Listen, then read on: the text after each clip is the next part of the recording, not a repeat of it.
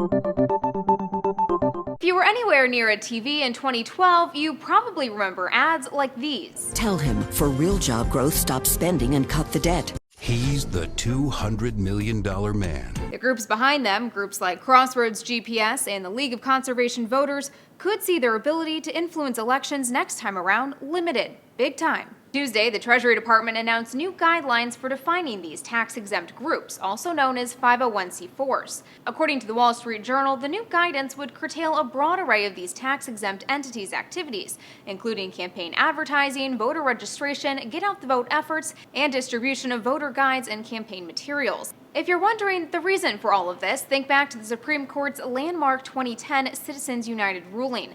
That essentially opened the door for some labor unions and corporations to raise and spend as much money as they wanted.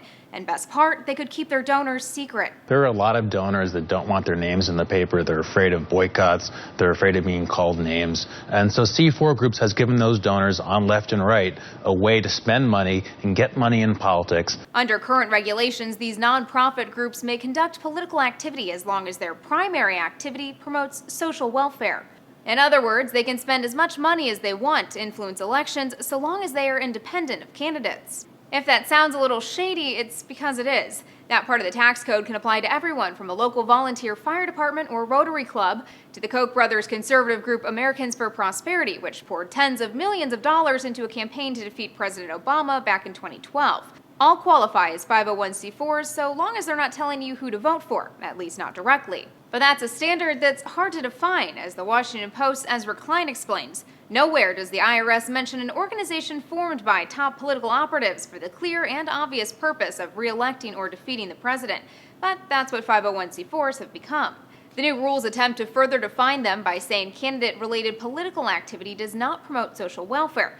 As for how well this can be enforced, Politico's Byron Tao and Lauren French say don't be fooled. Dark money, as it's known, isn't going anywhere.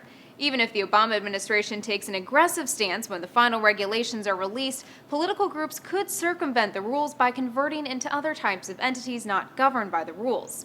Kim Barker at ProPublica speculates funneling money through trade associations like the U.S. Chamber of Commerce will become the vehicle of choice for anonymous money in politics. The proposed regulations are seen as a reaction in part to the IRS controversy that erupted 6 months ago. It was then revealed the agency was giving extra scrutiny to some conservative groups seeking that tax-exempt status. Now, these new guidelines aren't yet finalized. There will be a lengthy public comment period first, which means they may not go into effect until after next November's elections. For Newsy, I'm Elizabeth Hagedorn, multiple sources, a broader view.